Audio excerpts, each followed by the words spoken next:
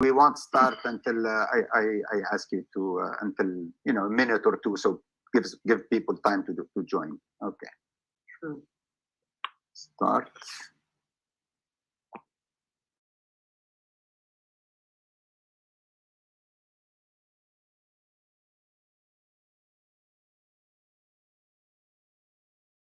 Start the recording as well.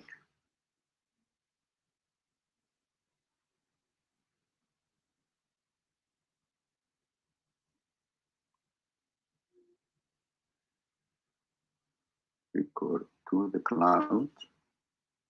Recording in progress.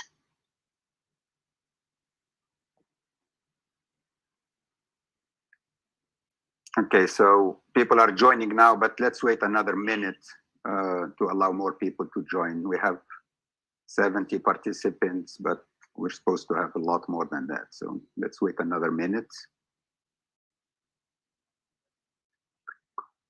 By the way, Dr. Fadl, have you seen Ahmed Kuru's book, Islam, Authoritarianism, and Underdevelopment? That's the title. Yes, yes, yes. It's a beautiful book. Well, wonderful. I mean, Yeah. I just wanted to make sure that, Ahmed, you're silent, actually. He speaks of the Ulama State Alliance, which is a problem you also highlight very well.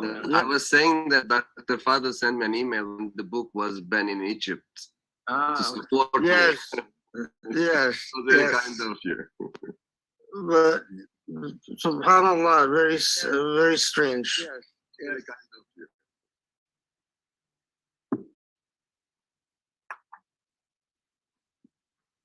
I'd like to get started.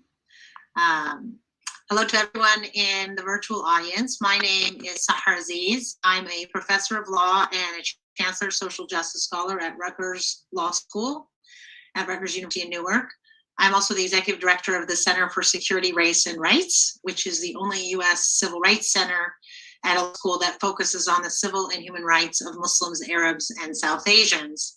And so I will just use this opportunity to encourage everyone to check out the website at csrr.rutgers.edu. And it's my distinct pleasure today to be the moderator for a very important and timely panel entitled Blasphemy Laws in Islam and Muslim Majority Countries, and really seeking to answer the question, do blasphemy laws in Muslim majority countries violate Qur'anic teachings? This is a panel that is hosted by the Center for the Study of Islam and Democracy, and that is headed by Dr. Radwan Masmoudi, which I will introduce formally soon. But the CSID is an important institution for educating people, whether they're Muslim or non-Muslim, about the various political, legal, and philosophical and religious questions that fall under the umbrella of Islam and democracy, which unfortunately in the United States tends to be mistakenly interpreted as antithetical to each other. One of the reasons why I'm particularly interested in CSID's work is to rebut that stereotype that Islam and democracy are irreconcilable, and to really understand and dissect and disaggregate the difference between theology, politics, culture, history, sociology, economics, just as we do in the United States, to make sure that we also do the same type of enlightened and informed analysis of Muslim majority countries, rather than attribute all problems to religion in a simplistic and frankly orientalist way. So in that regard, it's my pleasure to be here today to address a very commonly used kind of a weapon, blasphemy laws, to tarnish the reputation of Islam and to simplify it and essentialize it as if whatever blasphemy laws are passed or enforced in particular Muslim majority countries are in fact accurate interpretations of the faith or are in agreement by all 1.5 billion Muslims, which is, I don't think there's one issue that's in agreement by 1.5 billion human beings anywhere, much less under one religion. So I will, the run of the show will be that I will introduce each speaker before they speak, and then each person will have 10 to 15 minutes to speak, and then we will go into Q&A between the speakers, and then we will open it up to the Q&A to the public. And there is a Q&A function on Zoom, so I encourage you to use it. I can't guarantee that your question will be asked, but I will try my best to address all the questions, and I will moderate them.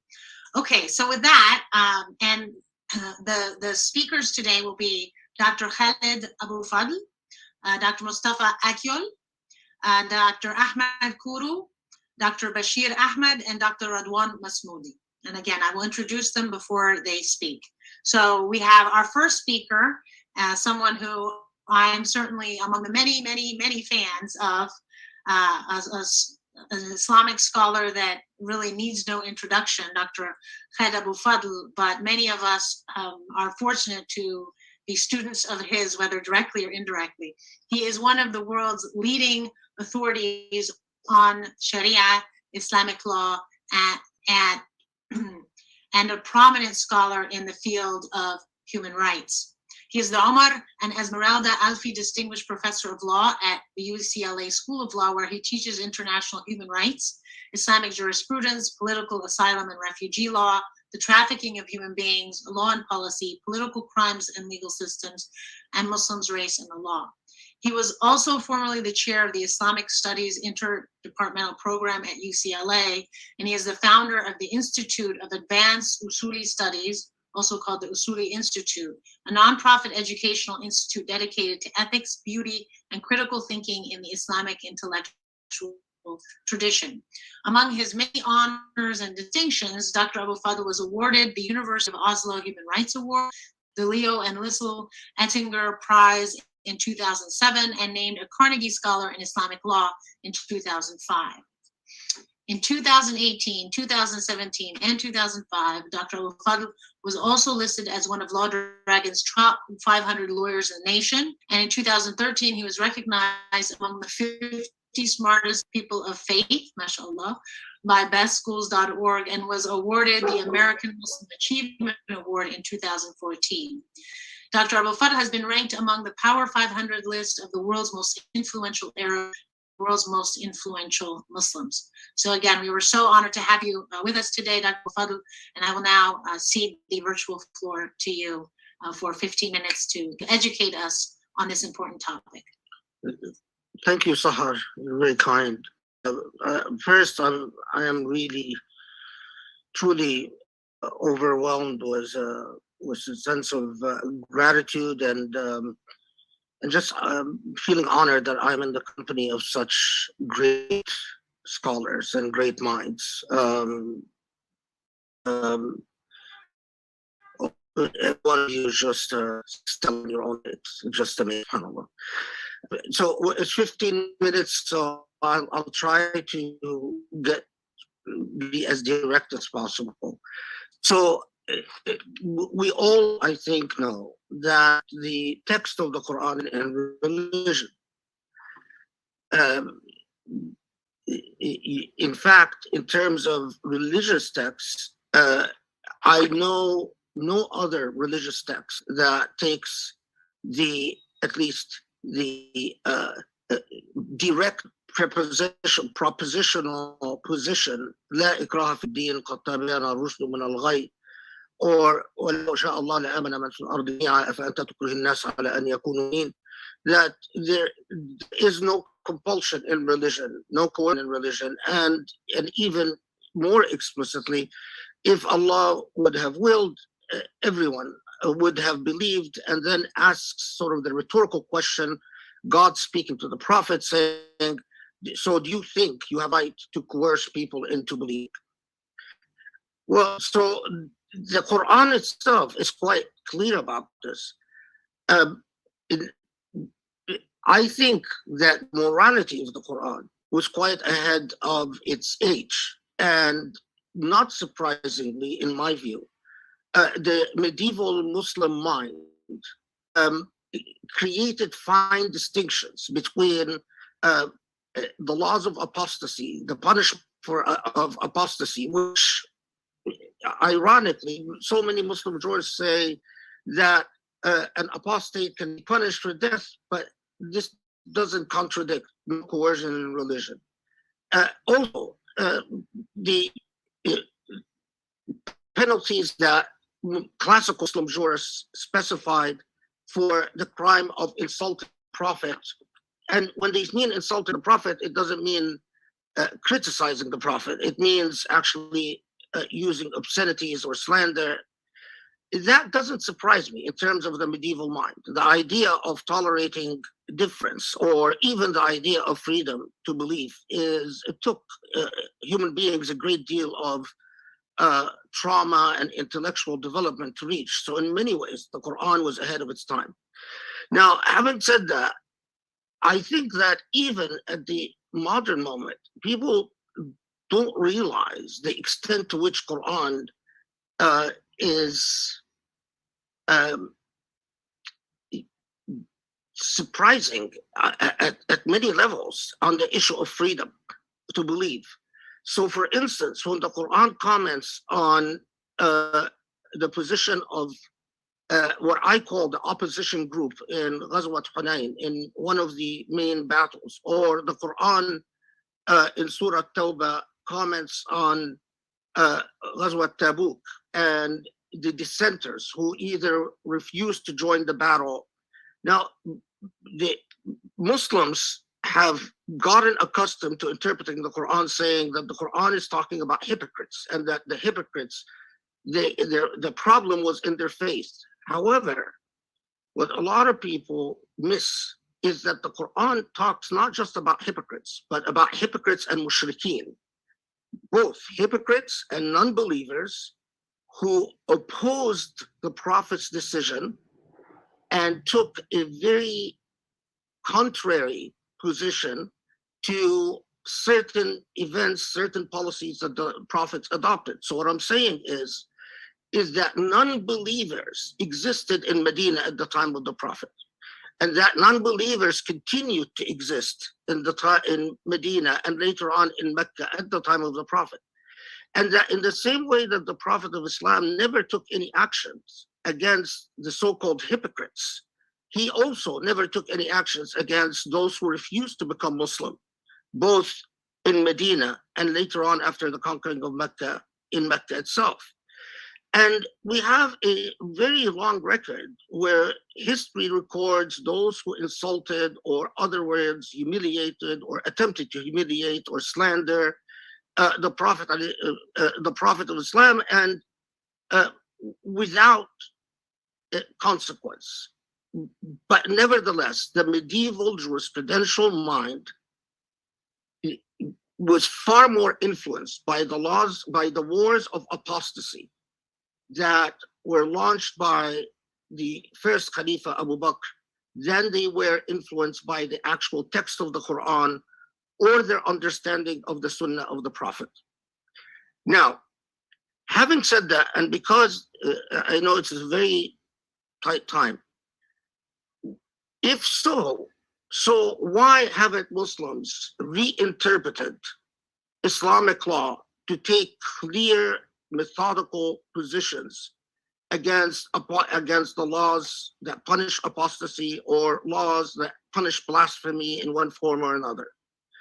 Well, I think the answer is in the deficit of democracy in Muslim countries. And let me just say the most clear and unambiguous statement I can think of. Today, we live in a reality where in a country like Egypt, 100 million, over 100 million Muslims, a country like Egypt, you can, if you are sufficiently pro-government, you can say very critical things about Islam. In fact, you can say very critical things about Muhammad himself. Muslim airwaves every day are full of people like Ibrahim Isa or Nawal al-Saadawi, or when he was alive, Sayyid al-Qimni, social media is full of individuals that live in Egypt that proudly declare themselves malahida, non-believers, and say some, but at the same time, you can get away with that. There is no way on the face of this earth that you can get away with criticizing Sisi. So we live in a reality in which we are asking people to accept the incomprehensible and the entirely paradoxical to them. Take a critical in what, for instance, in Egypt, they call Taqdeed al-Khitab al-Dini, renewing Islam, or renewing, where the dictator that rules the country, that single intellect that is at the top of the hill, who is entirely sacrosanct, can't criticize that dictator directly or indirectly. The dictator is effectively more sacrosanct and sacred than the prophet, than God, than the companions, than anyone. What you see in Egypt, you also see in Saudi, you also see in the Emirat, you also see in every despotic paradigm. And I think that, especially because of the history of dictatorship in the post-colonial era, and also the history of evangelism in Muslim countries under the auspices of colonialism, it has left us frozen in moment where, regardless of what the Quran says, the laws of apostasy, the inheritance of a medieval age, remain an issue, because people react to dictatorship and to the transgressions of despotism by clinging to whatever tradition that gives them a sense of identity and dignity they can cling to. And they cling to that tradition often in irrational ways, and in ways that are very difficult to negotiate with. I don't know how much time I have left, Sahar, but if I can say, I remember watching, and this is perhaps Dr. Radwan Maswoudi can comment on this if he wishes. I remember watching when Morsi died, there was someone in the Tunisian parliament that just wanted to read the Fatiha on the soul of Morsi. And the hysterics that I saw some people go into, you know, in Congress, you can say prayers where you acknowledge Jesus all the time. But in Muslim countries, we are so thoroughly colonized that even reading the Fatiha in a parliament becomes an international event. And ultimately, when I saw the reaction to just someone reading the Fatiha in the Tunisian parliament, I knew that it would be a matter of time before that democratic experiment is overthrown, as always happened and has consistently been the pattern. So I don't think it's a simplistic matter of just saying, well, the Quran doesn't approve of coercion, and expecting everyone to understand what that means and the full implications of that is. I'll stop here, and inshallah, if there are questions, I hope I said enough to ignite an interesting conversation. Thank you. Thank you so much, Dr. Khaled Abu Fadl. Yes, we have much to talk about. So the next speaker is going to be Mustafa Akil. Mustafa Akil is a senior fellow at the Cato Institute Center for Global Liberty and Prosperity, where he focuses on the intersection of public policy, Islam, and modernity. Since 2013, he has also been a frequent opinion writer for the New York Times, covering politics and religion in the Muslim world.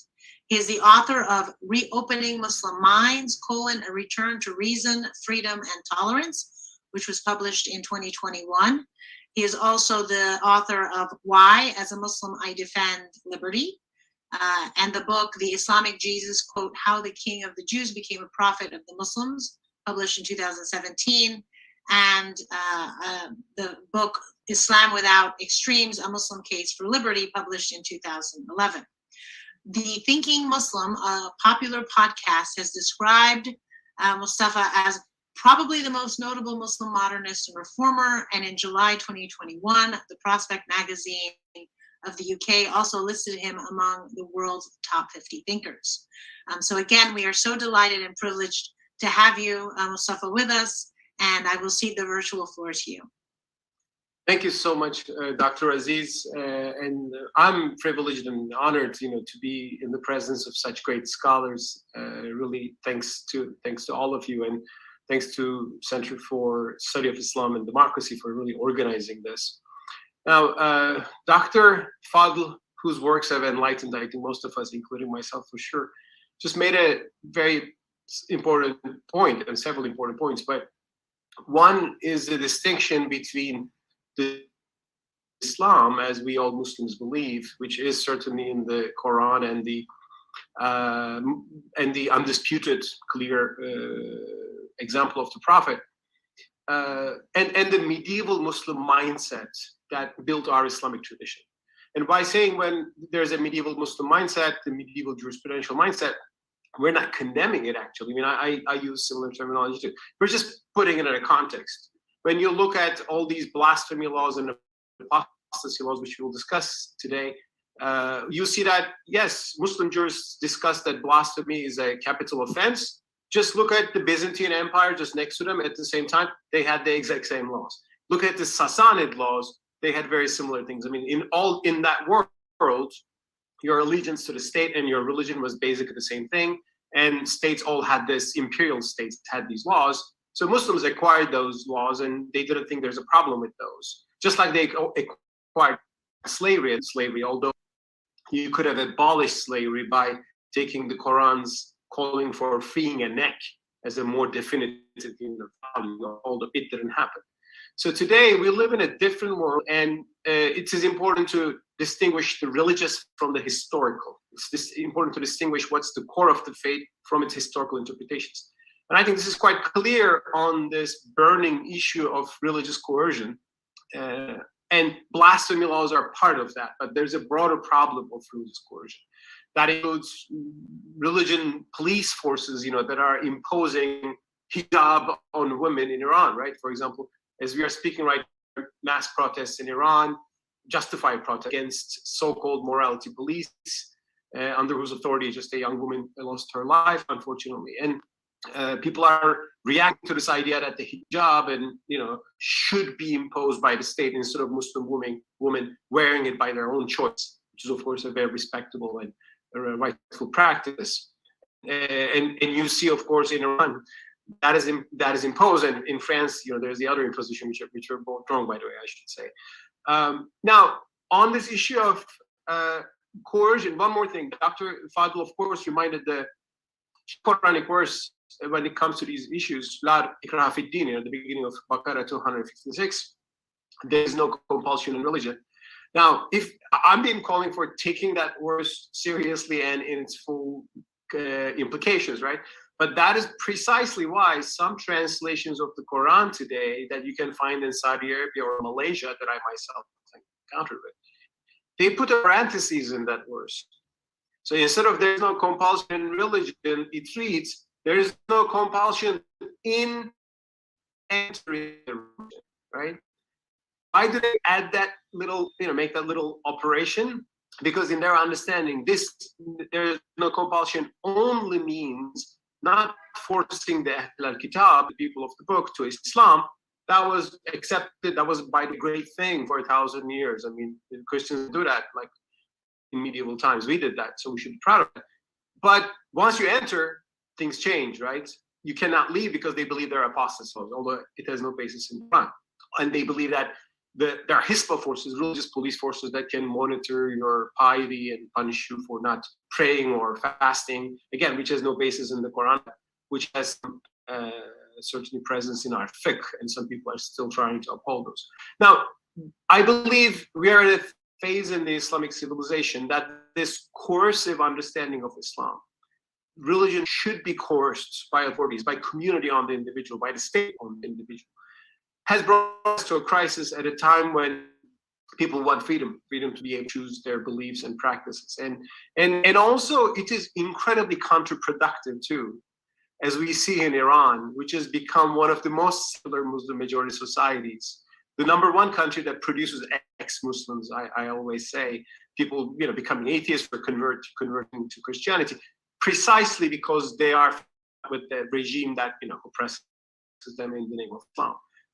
So this is a major issue, and blasphemy is of course a part of this. And I myself have written on this issue in my book, Recording Muslim Minds, and elsewhere. So just like to highlight a few points there. Just like on the matter of apostasy, there is no basis for banning blasphemy in the Quran. The Quran never says punish blasphemy. There is no verse that can justify that. Also, interestingly, the Quran sometimes quotes blasphemies against Prophet Muhammad, peace be upon him, and responds to them. Now, that's very interesting. For example, you read in the Quran that our Prophet was blamed to be a sorcerer, man, someone who was lying and creating these things out of himself or learning from somebody. This is interesting because I've noticed that in Pakistan, we have this conception that if you quote a blasphemous word, that becomes blasphemy too, and that should be punished as well. So people are afraid to quote what somebody who supposedly blasphemed said. Well, with that logic, you would actually think that the Quran is blasphemous too, because it's quoting these words that other people said to Prophet Muhammad. So, I mean, those verses show that our Prophet and the first Muslims lived in an environment that they saw and faced these blasphemous words, disrespectful words, mockery, satire, all these things. How did they respond to those things? Now, one thing, no Muslim appreciates these things. I mean, we should be clear about that. We're not praising any disrespectful speech of Islam in the world. Quite the contrary, in a civilized world, everybody should respect each other's religious tradition. That is a medium I would prefer. I think most Muslims would prefer. But what if people say things that are not respectful to our religious tradition, our Prophet, our God, or our Quran? Now, the Quran itself guides us on this. I mean, in Ali 186, there's a verse which says to first Muslims, "You are sure to hear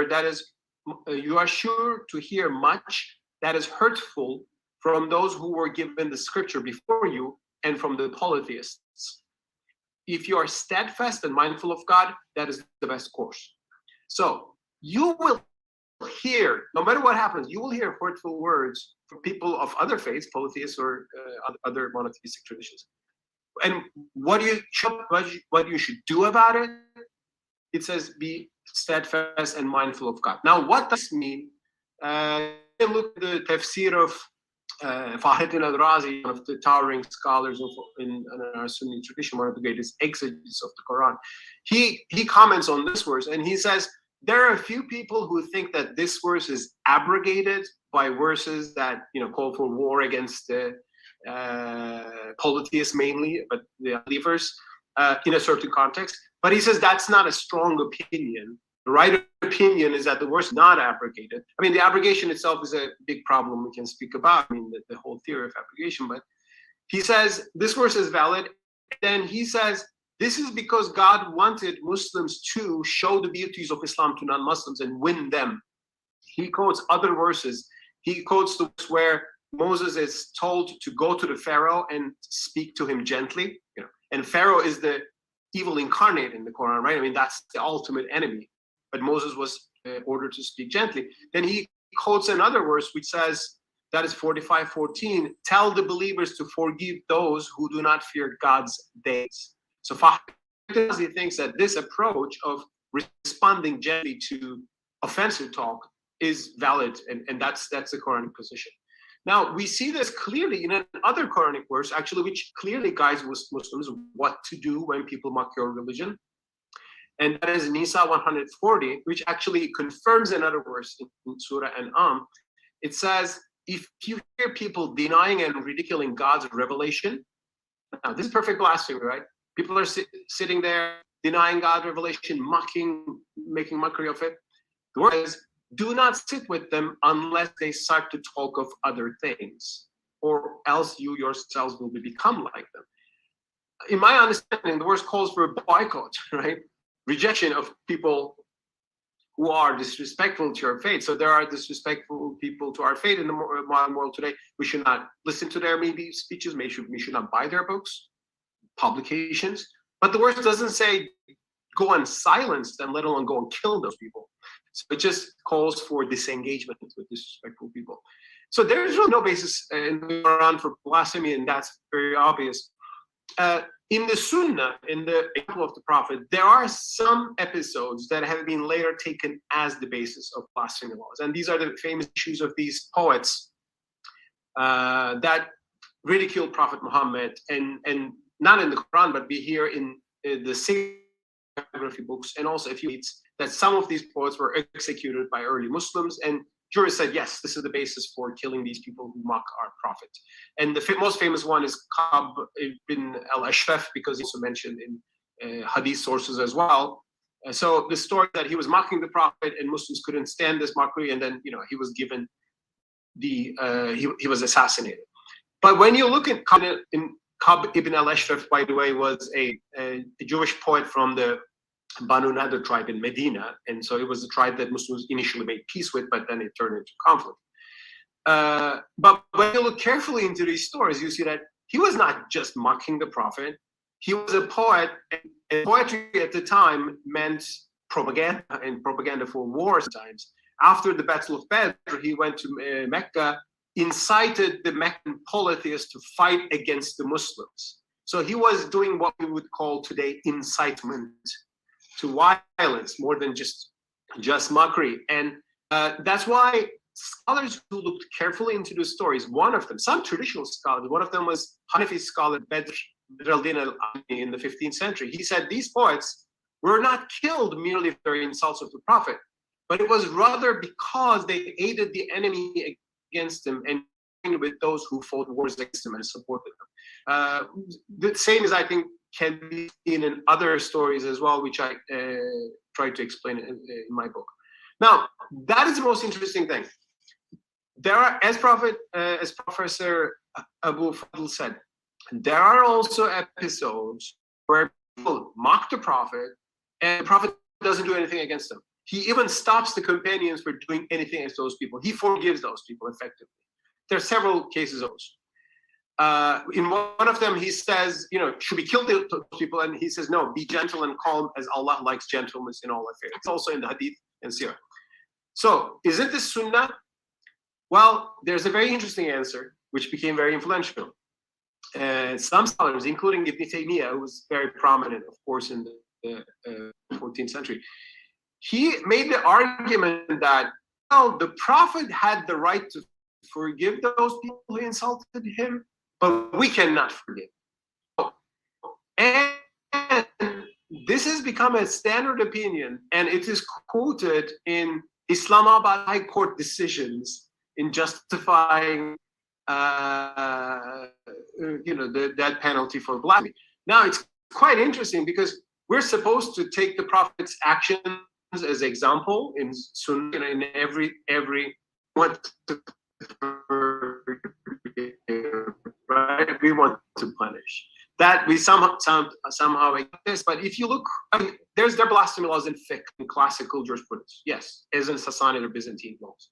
But when you look into the Quran and the Sunnah, the undisputable sources of Islam, I think we can very clearly make the case that we don't need blasphemy laws, as we don't need apostasy laws, and they're not justified. And in the modern world, we're seeing that they're counterproductive. Especially blasphemy laws lead to punishing innocent people, sometimes with mobs who lynch them, sometimes through courts. That happens very often in Pakistan, especially, but elsewhere as well. It sometimes is used to silence other Muslims who are just thinking differently from you by calling them blasphemers or apostates, although they're pious Muslims. So this is a major problem, I think, in the world of Islam, and I think we Muslims don't need these things. They're not helping our religion. They're not right in the first place. So we should fully accept La ikraha bid-din. There's no compulsion in religion, which means no apostasy laws, no blasphemy laws. Our faith is strong enough, to stand by its own virtue and by the faith of its members. We don't need force, to coercion to uphold it, either in Muslim majority societies or elsewhere. Thank you. Thank you so much, Safakio. That was very informative. Again, lots to talk about during Q&A, and I will just remind the attendees, please use the Q&A function to ask your questions, and we will get to them once we finish, once we give every speaker an opportunity to give their comments. And so now we will move to Professor Ahmed Kuru. He is a professor of political science and the director of the Center for Islamic and Arabic Studies at San Diego State University. Professor Kuru is the author of the award-winning book, Secularism and State Policies Toward Religion, the United States, France, and Turkey. And his most recent book, entitled Authoritarianism and Underdevelopment, a Global and Historical Comparison, became the co-winner of the American Political Science Association's International History and Politics Award. Professor Kuru's works have been translated into Arabic, Bosnian, Chinese, French, Indonesian, Malay, Persian, and Turkish. And so again, we are so pleased and honored to have Professor Kuru with us, and the virtual floor is now yours, Professor. Thank you, Sahar, and thank you to Radwan and CSID for organizing. I'm privileged and honored to be with Khalid, Mustafa, Bashir, and all the panelists. So let me start with the global picture. There are 70 countries with blasphemy law today. Half of them are Muslim majority countries. And there are three main problems regarding Muslim majority societies. First of all, overwhelming majority of them, 35 out of 50, have these laws. Second, they are against the trend because in the world, European countries are abolishing the laws, Muslim societies and countries having new laws with more emphasis. And third, their punishments are much more severe. 6 Muslim countries have capital punishment for blasphemy. Plus, they have apostasy laws. And in practice, we see, for example, in Pakistan, over 1,500 people have been charged with blasphemy. Over 100 persons have been lynched on the street by mob. This restrict not only freedom of speech and religion, but also restrict this country's chances of democratization and development. So, and this is only a state problem. It's not. It's also a societal problem. According to Pew survey of 2013, in the Middle East, Southeast Asia, and South Asia, 50% of the people or more say that Sharia should be land of the law, and among them, 70% in South Asia, 50% Middle East, 30% in Southeast Asia say that apostates should be killed. So this strong political and social dimensions, where is it the source?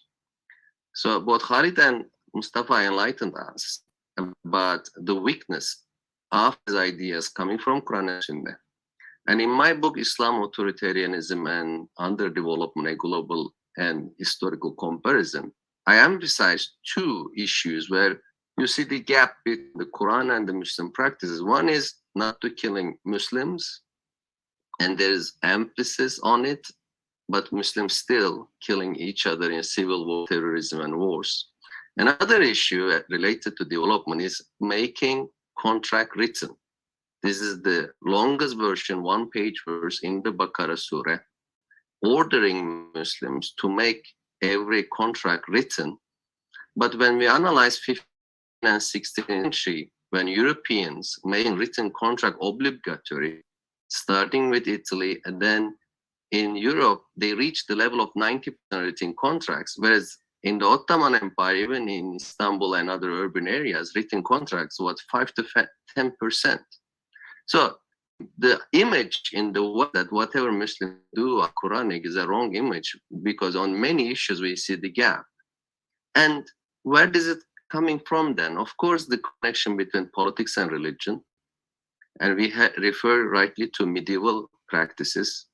But here in a few minutes, I want to divide medieval time to 2 periods. One is the time between 8th to 11th centuries, when Muslim ulama, the Islamic scholars, put a distance between themselves and political authorities. Abu Hanifa, Imam Malik, Hanbal, and Shafi, and also Shia scholars. regard politicians and rulers, sultanos, caliph as corrupt. And at that time, there was a diversity, intellectual flourishing, economic prosperity, and creativity in the world. There were philosophers like Razi, who were agnostics. And they were bringing many ideas from Greek and other philosophies without any punishment and being killed as apostates or blasphemous. And at the time, we called Muslim Golden Era, between 8th to 11th centuries. But in the 11th century, because of many economic, social, political, military crises, and the Caliph Abbasi, Caliph Qadir's declaration of Qadri Creed, where certain Shia and Mu'tazila declare infidels to be punishable by death. And where unfortunately the great scholar Ghazali, that his book the Philosopher in 2 pages, he declared Ibn Sina, Farabi and their followers as punishable by death because of their apostasy. And then since the 11th century until today, what I call ulama-state alliance really represent this idea. And for them, apostasy and blasphemy are very important thing to keep autonomy and power. Yes, during the Ottoman era, Tanzimat in 19th century, there were reforms.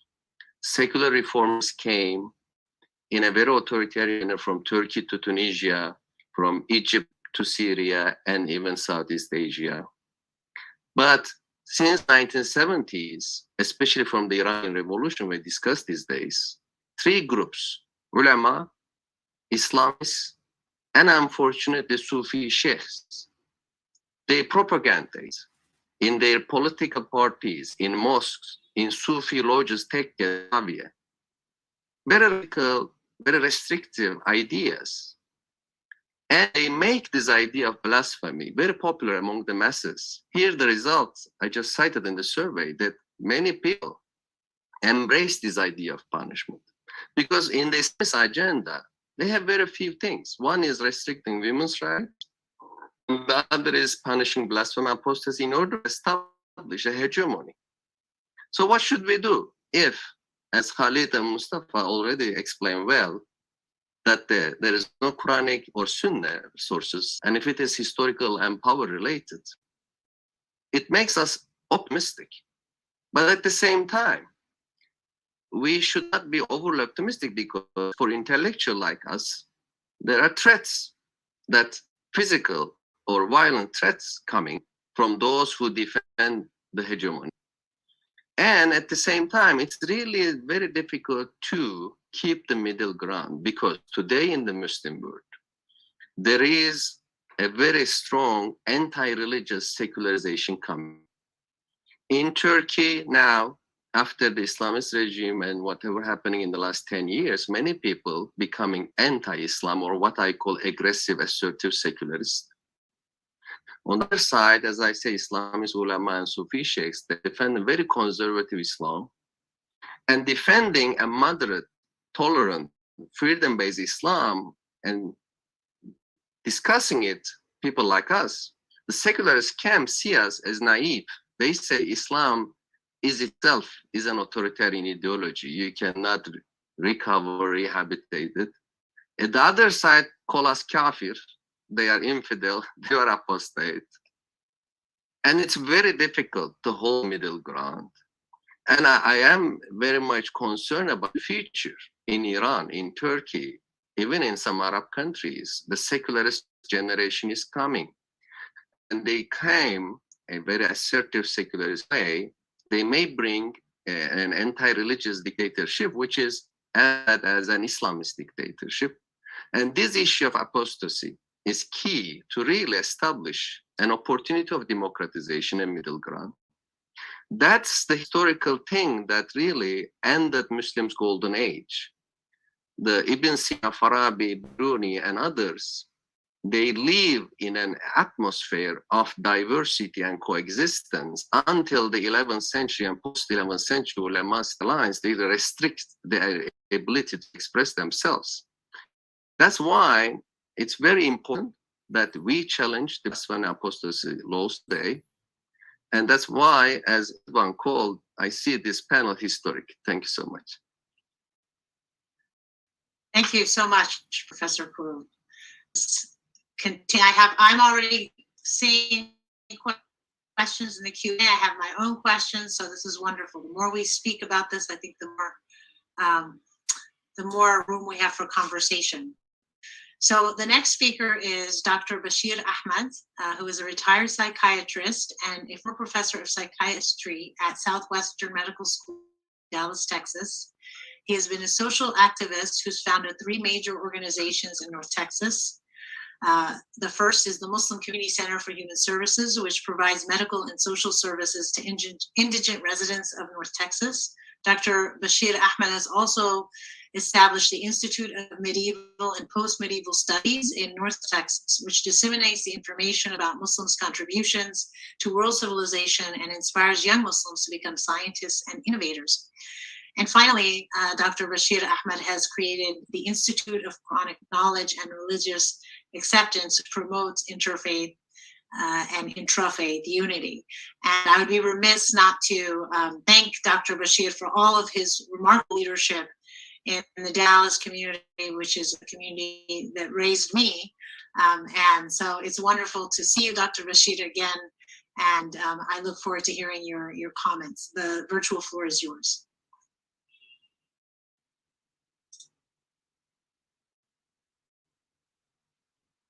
I think you're muted, Dr. Bashir. Do you want to unmute yourself?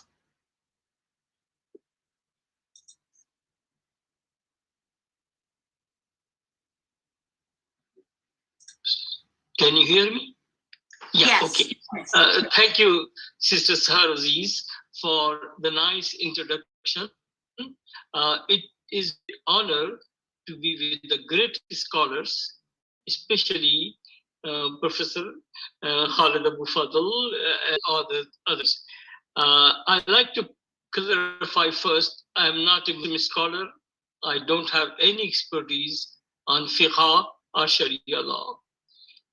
I humbly studying, observing, following the implications of the blasphemy law and how it is tarnishing the name of Islam and how the Muslim reactions have such a profound negative effect that instead of controlling the blasphemy, they are actually spreading the blasphemy.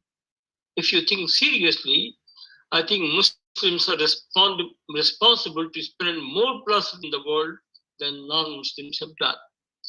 So I am going to summarize here what my observations have been in last 2 decades when I started studying the blasphemy and its effect. There is no doubt that whenever Prophet, Islam, or Quran has been insulted, it hurts Muslims. It hurts their feelings because they love their religion, they love our Prophet, peace be upon him. But we need to definitely understand how their reaction is giving bad name to Islam. Sharia laws related to blasphemy were devised during the early period of Islam to safeguard, to discourage people from using blasphemy to tarnish the name of the Islam. But unfortunately, many Muslim countries today have the laws which is resulting in incarceration or sometimes even execution. Iran, Pakistan, Saudi Arab, Sudan, Somalia, and many countries have death penalty. And unfortunately, the misunderstanding and the abuse of these laws are affecting many Muslims and also people of minorities, like Baha'is in Iran, Qadianis in Pakistan, and Shias in Saudi Arab, Christians in Egypt and Indonesia and some other Muslim countries often face frequently the blasphemy. And there are about 1,500 people now incarcerated in Pakistan with charges of blasphemy. Although there was no execution of any person with the blasphemy charges, but there are 80 to 100 people who were killed by lynching mobs. I know you all heard about stories of how people are blamed. Asia Bibi, a village woman, was blamed for blasphemy, incarcerated life. The sad part is when the governor, Tehsil of Punjab, and Minister Bhatti of Pakistan federal government raised the question for fair trial, they were killed. They were killed by the perpetrator, and 1,100 ulamas supported the perpetrator, saying that he is right, killing a blasphemer. Why they call blasphemy? Because they are simply asking a fair trial, which is in accordance with the Quran and even with the Sharia laws. And this is the serious question. 12 employees were killed, Charlie Hebdo in France. It became an international crisis. Many heads of the states of Muslim governments had to apologize to the government. Samuel Paty was murdered because he was teaching freedom of speech and he was showing the cartoons. Junaid Hafiz was a Fulbright scholar who was incarcerated with charges of blasphemy. And when he was sentenced, it was life imprisonment. The lawyer who was trying to defend him, the perpetrator, killed him. And the judge who was presiding his hearing, he was threatened and he had to leave the country. There was a student in university in Peshawar. He was brutally murdered, and ulama supported the perpetrators.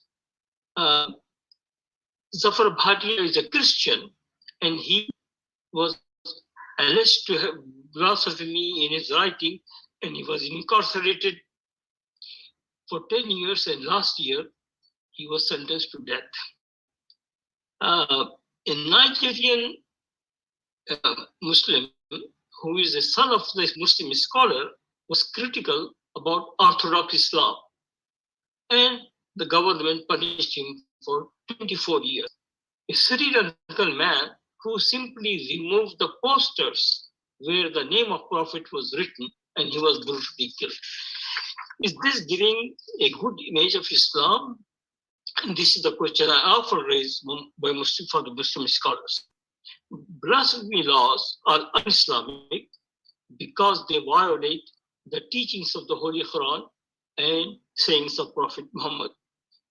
Nearly all prophets were abused. They were called liars, fabricators, sorcerers, but Quran has never mentioned to kill the opponent. Even those prophets have never charged them or asked their supporters to kill them. This is what the Quran teaches. Quran says, I think, as I already mentioned, if the God's revelation was mocked or they are ridiculed, don't sit with them, leave them unless they change the subject. And another says,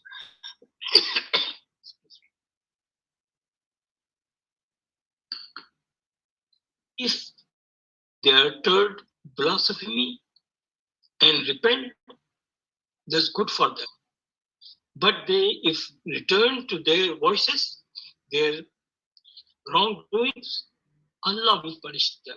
In the Quran, all the time, it says that the punishment will be by God in life after death, not in this world. But why we don't follow those verses? That's my major question. If death would have been punished, supported by Quran, our Prophet would have been the first one to order killing his opponents. He didn't. He lived with them all his life in Medina, but there are a lot of people who opposed them. We heard the story of the woman who used to throw garbage. When she didn't come out one day, he asked for help. That's what we have to follow. There was a poet, Suhail bin Amr, who was using blasphemy, but when he was arrested, our Prophet said, don't treat him badly, show compassion, treat him gently. Once the Prophet was asked whether somebody should kill his chief hypocrite, his name was Abdullah bin Abi. Prophet said, don't do that, because people will say, you kill your companions. The brutal acts against the blasphemers have only threatened, increased tremendously the increase of blasphemy. I'll give you just 3 examples. When Salman Rushdie fatwa was passed against him, the sales of the book has increased tremendously. He became a rich person and he got great honors bestowed on him from the British government. His books were translated in several languages. The person who translated his book in satanic verses in Italian, he was shot. Luckily, he was not killed. But the person who translated his book in German, what a good examples we are setting. The Muslims killed 12 people in Paris with Charlie Hebdo publication. The next edition the Charlie Hebdo published was 8 million copies. Usually they published 60,000. So the blasphemy was spread for 60,000 people. Now it did increase to 80 million people. And that was translated in 6 languages. Are we suppressing the blasphemy? Are we increasing the blasphemy by our action? Samuel Paty, when he was killed, how it affected government in France closed the major mosques in Paris and deported hundreds of people, Islamic imams, teachers, and scholars. And this is what the negative effect I'm talking about. Blasphemy and apostasy laws, it violated human rights. It violated freedom of expression. Quran emphasizes the importance of tolerance, forgiveness, and mercy. Forgiveness enhances our relationship, and it is possible that the perpetrator might accept that Quran may be a religion of peace, and it will enhance our image in the world. Sharia laws are devised by human interpretation of Quran and prophetic sayings.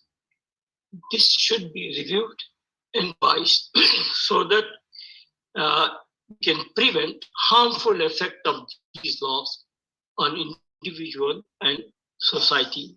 As people living in the West, we enjoy many rights and freedoms that are not available to our brothers in the Muslim world. So I'd like to conclude by saying 2 things. We believe it is our responsibility to voice our concerns about how these barbaric behavior violates basic principles of human rights and simultaneously insults both Quran and Muhammad. So in the conclusion, I will say that we need to seriously consider the blasphemy laws and their applicability in 21st century. We need to pay attention to many modern Muslim scholars who suggest that these current blasphemy laws violate the teaching of Holy Quran and sayings of the Prophet Muhammad, and these laws are not applicable today. I would seriously request all scholars to consider making the changes in the existing laws or even abolishing laws. Thank you. Thank you so much. Thank you, Dr. Bashir. More food for thought.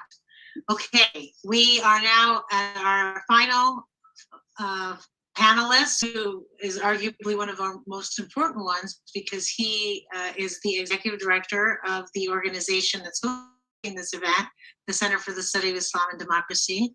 And many of us are grateful for Dr. Radwan Masmoudi's tireless efforts as the founder and president of the Center of the Study of Islam and Democracy, which is a nonprofit think tank based in Washington, D.C., dedicated to promoting freedom, democracy, and good governance in the Arab and Muslim worlds, as well as improving relations between the United States and the Muslim world. He is also the editor-in-chief of the Center's quarterly publication, Muslim Democrat.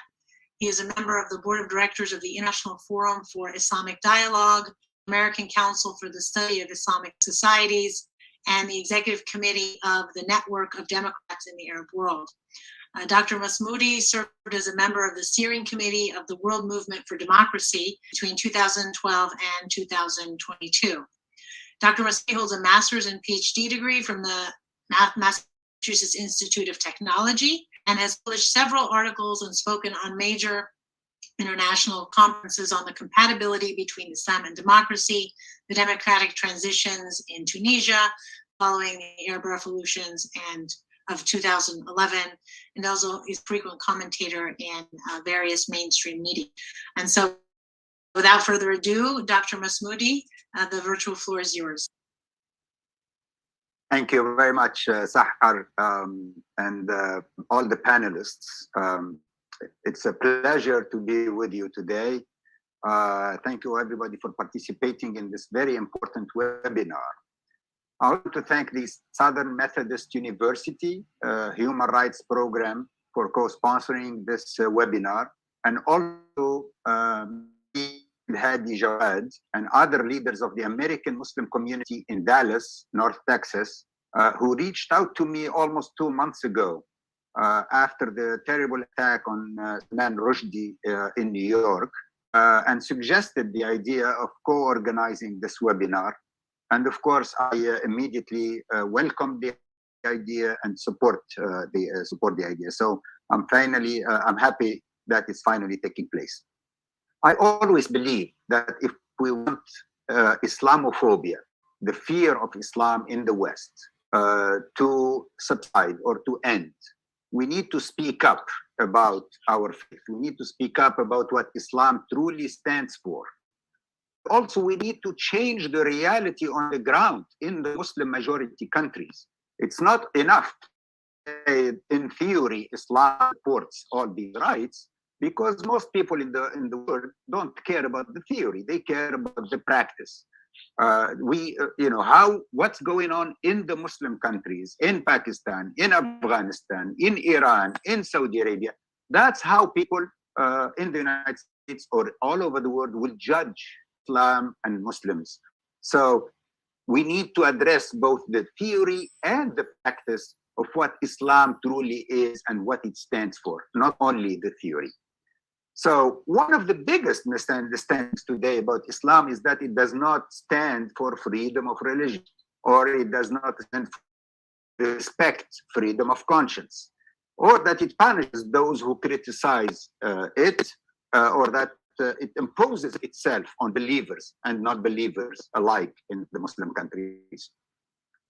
So to me personally, the biggest proof that this is not true is the fact that Islam has coexisted peacefully and in harmony with other religions and religious minorities, and sometimes even majorities, for the past 14 centuries, all over the globe, from Nigeria to Spain and Russia, from Iraq and Iran and Egypt and Palestine, where you still have very significant and large Christian and Jewish minorities, to India, Malaysia, Indonesia, the Philippines, many other countries where Islam and Muslims coexisted and lived together in peace for centuries.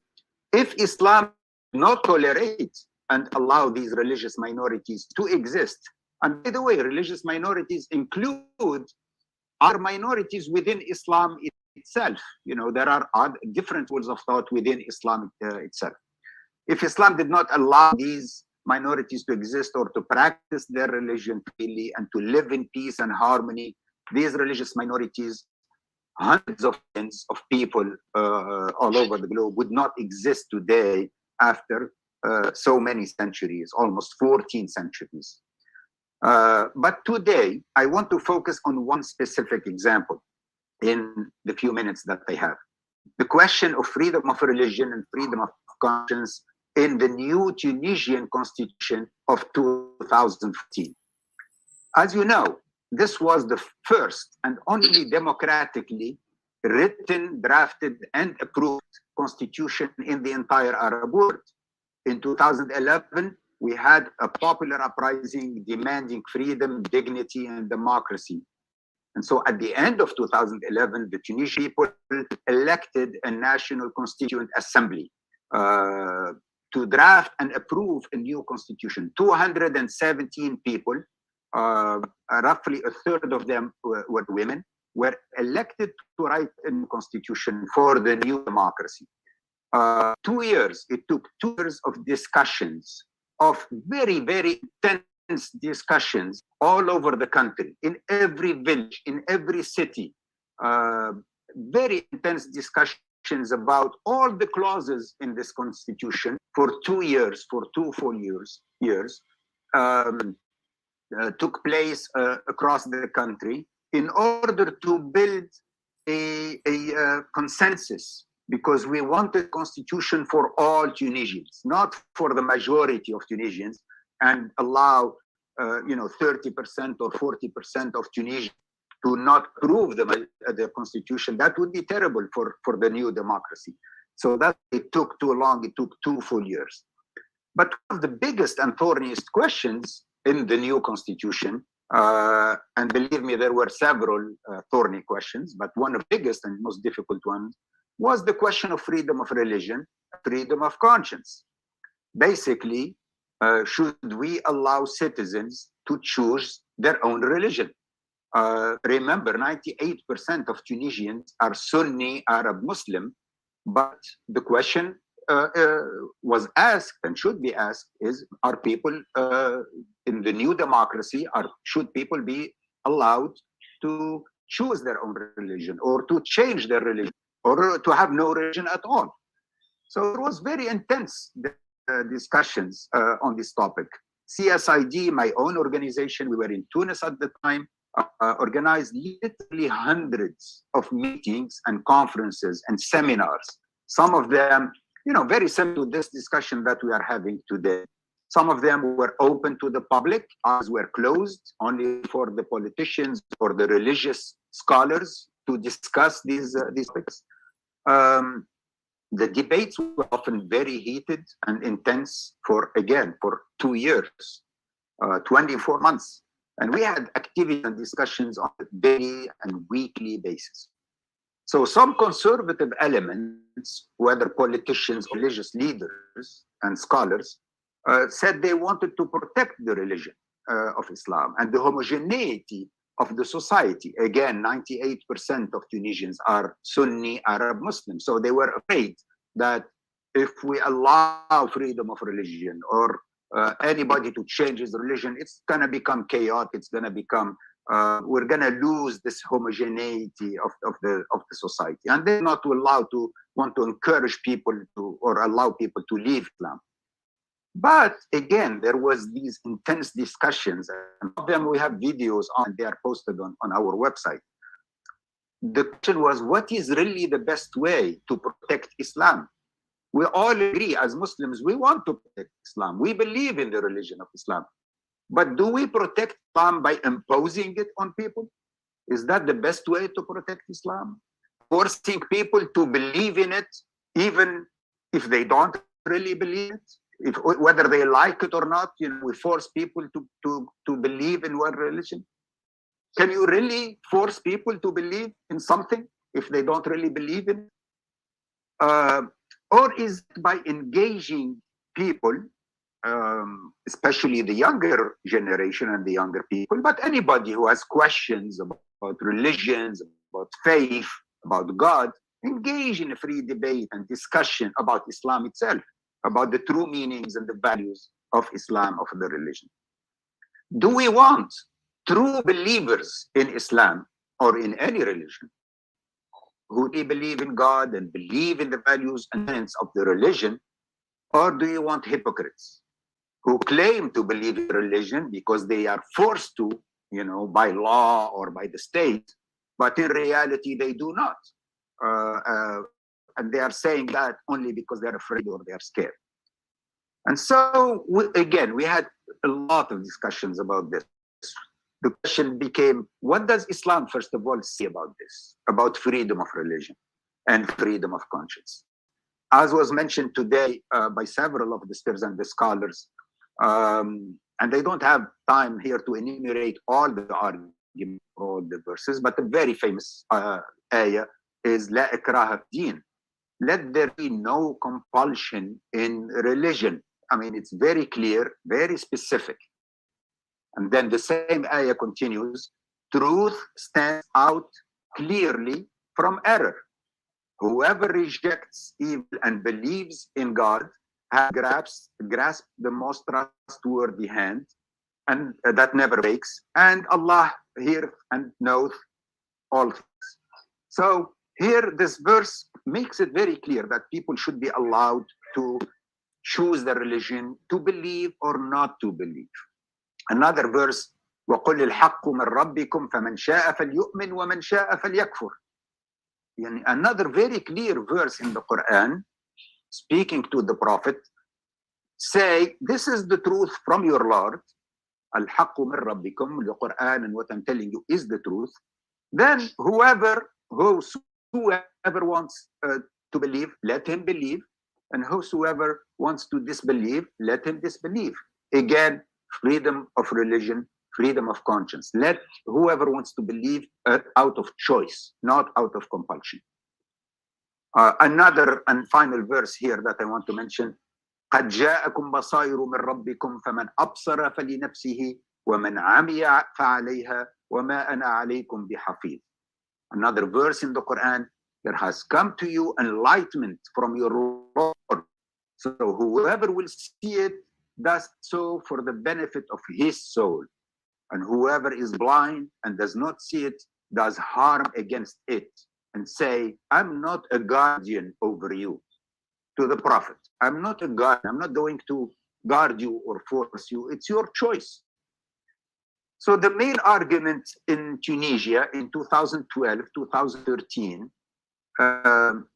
became really this question of freedom of conscience, freedom of religion. The fact that you cannot force people to believe in something. Either he believes or he doesn't. And God has given us this freedom to choose because it's inherent in the creation, inherent in the fact that we are ultimately accountable to God in the day of judgment, that we have to be free to choose. How can God, Almighty God, hold us accountable if we don't have the freedom to choose, if we are forced to believe or not to believe? So again, I don't want to take too much time, but after 2 intense years of discussions between religious leaders, scholars, the politicians from the various political parties, and the citizens who also participated in the discussion, we finally agreed that freedom of religion must be protected. Freedom of conscience must be in the Constitution as a protected right, and that people have the right to choose their religion. Article 6 of the 2014 Constitution says, state is the guardian of religion in general, not just the religion. It guarantees freedom of conscience and belief, and the free exercise of religious practices, and the neutrality of mosques and places of worship from all parties and politics. So this is a very strong statement that the state guarantees freedom of conscience and freedom of belief. Unfortunately, as you all know, Tunisia had a coup against democracy last year, July 25, 2021. Since that coup, Qais Said, the coup leader, has imposed a new constitution, which was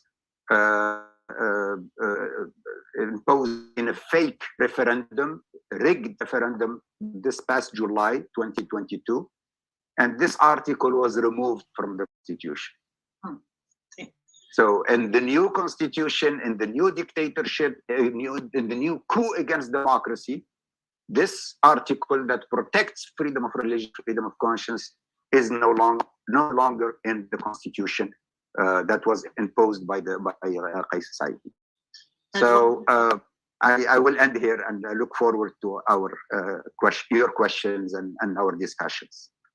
Thank you. Thank you. That's actually the perfect end and segue into some of the questions that I'd like to ask. So for the rest of the, we're ending at 2, so we have 45 minutes to have a discussion, hopefully a robust discussion. And we'll start with a few questions I have. I'll kind of take advantage of my moderator's privilege, and then we will go to the Q&A. So if attendees want to add questions, they can. I promise I'll get to all of them. I will try. But as I listen to all of this rich discussion, there are many kind of key themes that come up. So the first, I just want to state the obvious. We're talking about 50 Muslim majority countries, and you also have countries like India and other countries who have large Muslim minorities, and that totals 1.5 billion people. So as a result, it would be foolish to approach any issue related to Islam or Muslims as if there is some kind of simple or consistent solution or analysis. Arguably, we should have 50 different analyses for every country, and then different analyses when you have large Muslim minorities. Because I think what we all know is every country is different. And so the first thing I want to kind of start with is debunking the myth, this homogeneity and this essentialization of people simply because they share a common religion, even though they may have different interpretations, different even sects of the religion, different practices within that same religion. So as a result, the question I have is, can we even analyze blasphemy laws in the abstract? Obviously, we can have a theological discussion, which many of you did, but as some of the other speakers mentioned, it's, the interest, I think the impetus for this panel is because of the practical implications, right? And the different ways in which individuals, either acting as vigilantes, right? Or states where they're using their monopoly over the use of force, legitimate use of force, and laws to implement, to legislate and enforce blasphemy laws. So I think one thing that I hope we can do through the discussion is really try to address it based on a particular country or perhaps a particular school of thought that may then apply to different countries. So my question is really about the secular versus religious legal divide, because one of the difficulties in analyzing or discussing quote unquote Islamic law is that one could argue, is there any country in the world right now that actually has a legal system that is an Islamic law system? Saudi Arabia, perhaps, Iran, perhaps, but I don't think any of the other Muslim majority countries, maybe Indonesia. I don't know the answers to these, but I do know that we talk about Islamic law as if there are even nation states that is their complete system, whereas the common model is really primarily secular law that is inherited by former colonial states in Europe, and then this mishmash of secular law that is, again, brought in from outside. Maybe some of it becomes indigenous through evolution, and then you add some Islamic law elements, with the exception of possibly family law, which tends to be more kind of consistent with Islamic law as one would theologically define it. And I'll just note that I'm very suspicious that Islamic law is dominant in family law because that women's rights are implicated the most. So then you intersect with patriarchy, and it gets even more complicated. So I guess all that is to say, I'd like to kind of ask the question, and I'd like to ask Dr. Qadabou first, is how do you analyze blasphemy law, when you have 50 different countries and when you have secular law that is always interacting with Islamic law? And so where do we start? How do we understand blasphemy and Islamic law in this very complicated legal political context? Well, sorry, that's a very good question, and because yes, we are. I think people of conscience are offended when we see Muslims respond to perceived blasphemy, actual blasphemy, or slander of their religious symbols, whatever they are, in violent ways. I mean, it's an embarrassment. But when it comes to that note of caution about how to approach blasphemy laws, because the truth of the matter is, Islamic law, Islamic jurisprudence has not survived the colonial moment. It has been deconstructed quite purposely through colonialism, and all manifestations of Islamic law since colonialism are an extension of the colonial moment. So let me just very quickly give just a quick couple examples. Saudi, okay, who has been put to death or under threat of being put to death because of that class of laws that we can call blasphemy laws?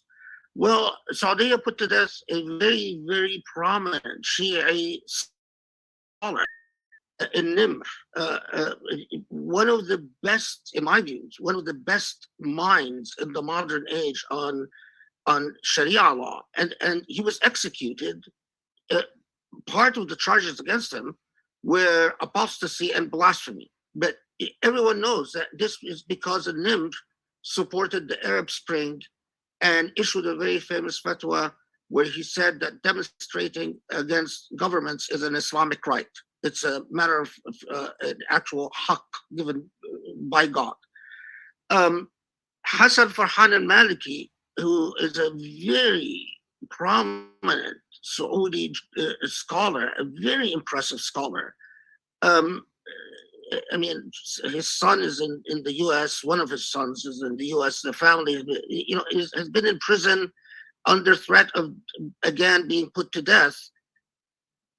And when you look at what constitutes blasphemy and apostasy, it's his opinions about despotism. Salman al-Auda himself is under threat of being put to death, a very prominent scholar. In a country like Egypt, Egyptian law, and you're an expert in Egyptian law, I mean, is dira al-adyan.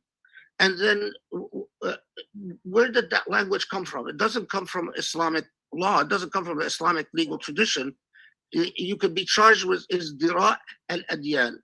It actually comes from a translation of a French legal opinion. I mean, it's sort of a literal translation. That, of course, I mean, it's sort of jumping on a French legal opinion. But anyway, and when you see the way Egypt has applied this isdira al-adyan, which literally translates into disrespecting or dishonoring religion, it's all over the place. I mean, a rather famous atheist / apostate like Sharif Gaber had a prison sentence. He served of a year in prison. He served a part of it.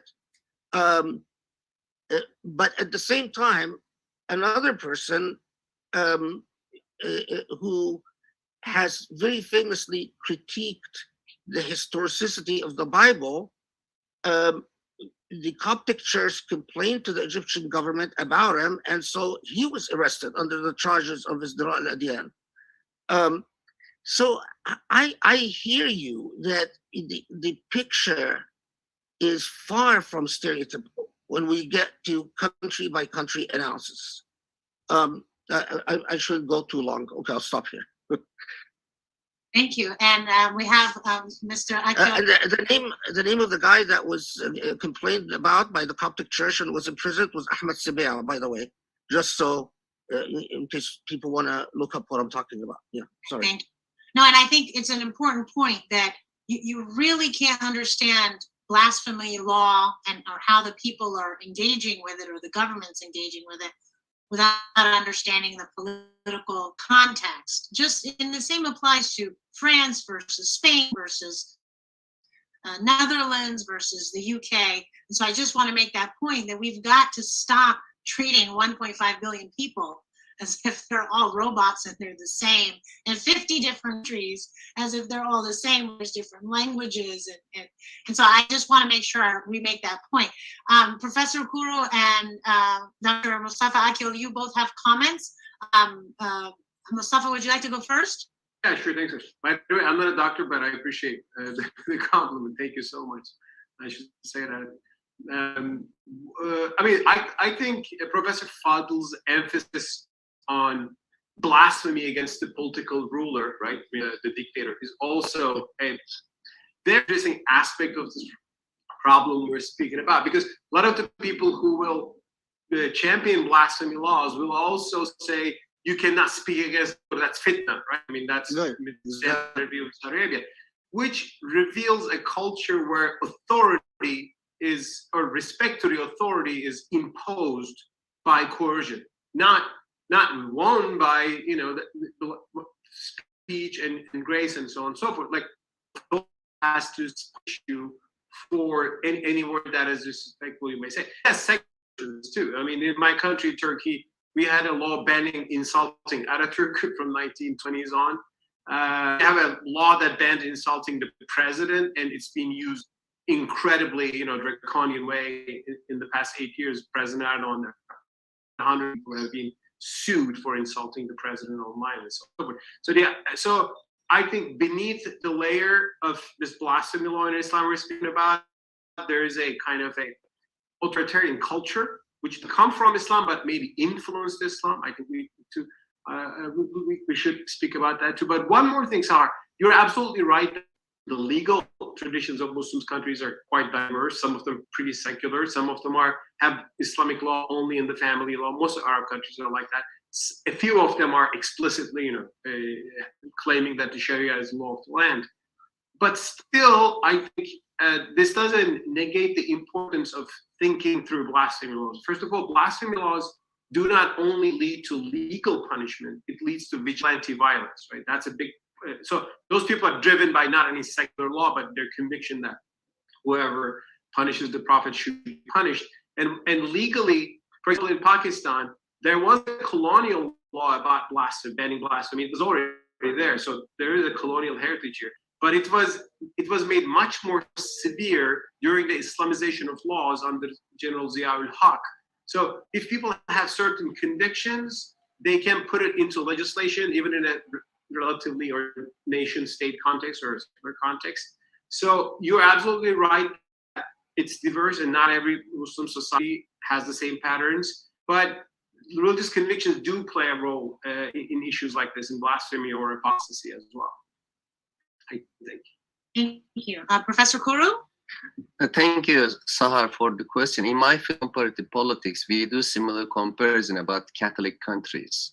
From 1972 to 1991, 95% of Catholic countries were authoritarian. And there was a Catholic question. Of course, every Catholic country had its own peculiarities, and we need experts on each of them. But the Vatican Council between 1962 and 1965 took the problem seriously, because until that time, the Catholic Church was denying democratic liberal values.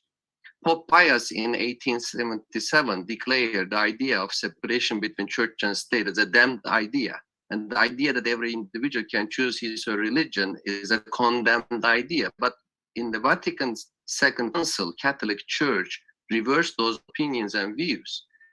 And then because of many geopolitical and otherwise reasons, Catholic world, so quote unquote, have experienced a democratization from Portugal and Spain to Latin America. Now, we have two different audiences. To the Western audience, I absolutely agree with you that American students and everybody should know that Islamic world is very diverse. But we also have a Muslim audience from Turkey to Iran, from Saudi Arabia to Pakistan. I have many friends, followers, and students. And they find themselves as Muslim because all the countries are members of the Organization of Islamic Cooperation. And Islamist, populist Islamist ideology are very influential in many of them. In terms of constitutional and legal system, out of 50 Muslim majority countries, 20 of them have secular constitutions.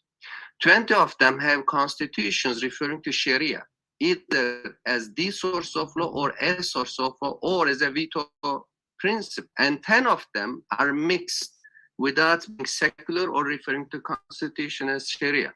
But in family law, as you say, that's the main issue. But let me conclude saying that the blasphemy and the issue is a part of teaching in madrasas. It's a part of teaching in mosques.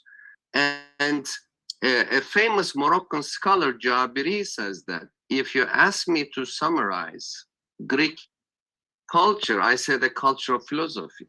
And if you ask me to pinpoint scholars to defining British and French philosophy, I said Descartes for French, Locke for Britain.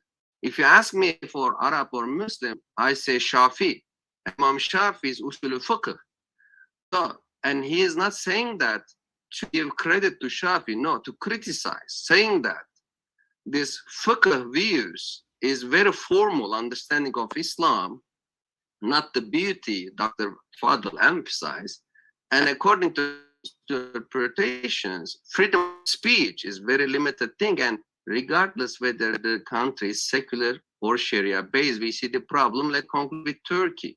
Secular republic, the first Turkish secular constitution. And now we have singers condemned and sometimes put in jail by having blasphemy or religious freedom of speech. So even in secular states, populist Islamist discourses are becoming more and more influential, restricting expression of and freedom of speech. Thank you. Thank you. Radwan, Dr. Radwan? Yes, I just want to add a very small point, but I think it's been, especially by Dr. Khalid Abdel Fadl, the fact that this is definitely tied to the lack of democracy in the Arab world and in the Muslim world. We are mostly ruled by dictators, whether in the name of religion or in the name of secularism. They are dictators who do not want any debate. By definition, they are afraid of any debate about religion or about politics. So they tend to, clamp down. We don't want any discussion, any real debate about Islam itself or about the role of religion in politics or about politics itself. Everything is banned. So really, this is, in my opinion, really part of the struggle for democracy in Arab countries and in Muslim countries. We need to establish real democracy. The second point is, of course, we also need ijtihad. I've been speaking about ijtihad for 20 years, also as part of CSID, because yes, we need a modern interpretation of Islam, but that modern interpretation of Islam that is valid for the 21st century has to be genuine, has to come from within Islam itself, from within the scholars of Islam, from within the traditions of Islamic teachings and Islamic interpretation of the text. It takes time, it's very difficult. It needs freedom and democracy, but also we need to engage the religious scholars, the religious leaders in all these countries about all these questions of freedom, democracy, of human rights, including the blasphemy laws. So it's a long struggle. In Tunisia, in the last 10 years, we have trained over 2,500 imams, more than 50% of the imams in the country. We had programs to train religious leaders and imams in Tunisia on democracy, on human rights, on freedom of expression, freedom of speech, and all these values. And I think that is really important and essential to modernizing our interpretation of Islam. Thank you. So we'll now turn to some of the Q&A questions. And I might bundle a few of them together if there's some common themes. So we have questions which I think are related. The first one is, how are you all as scholars suggesting that blasphemy laws be modified or eliminated? Which is both a kind of legal, theological, and political question. And then the second question is, instead of fighting against these laws, should we get more success in defining and advocating how Muslims should respond to blasphemy? And this kind of touches on the vigilantism that's happening that is against the laws of the state, right? I think what's really important is that when we hear of these egregious cases, which often are the only cases we hear about when we're talking, say, about coverage of Pakistan, we only hear about all these awful things that happen, and we're not hearing about the good things that happen in that country, whether in the name of Islam or not, is, nobody seems to discuss that this is actually against the law. People, even if there is blasphemy law on the books, it doesn't give license to people to go and murder and kill people without going through the legal system. And then the separate issue is whether blasphemy law on the books, is worthy of critique, and how is it justified through kind of theological bases. So the question is really a reformist question. So there's obviously a theological component to it. Is what are your positions that Islamic law does not allow for blasphemy law at all?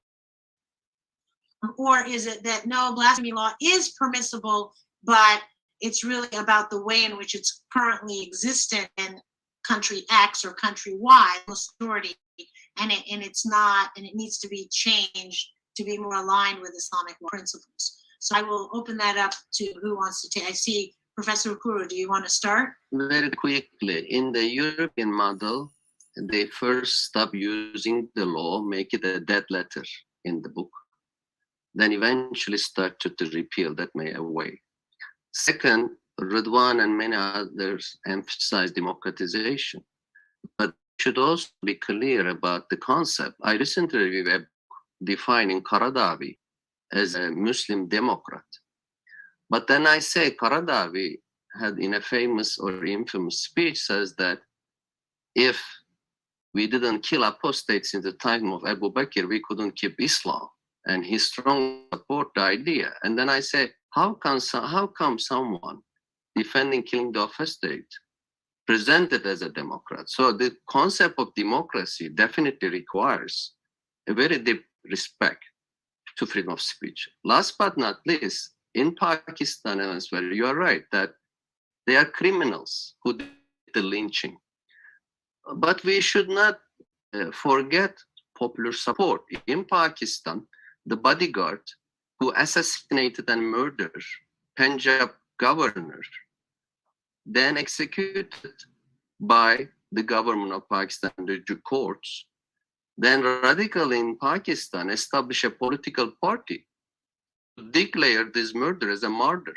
And it's now received 10% or so votes. So there is a very sociological problem we are seeing, radicalization in societies. That's really concerning. Thank you. Thank you. Mustafa?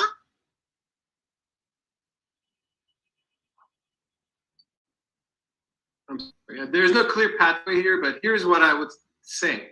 First of all, my argument is that there is no basis for blasphemy laws in the Quran and Sunnah. So our religion doesn't call for it, despite the medieval jurisprudence.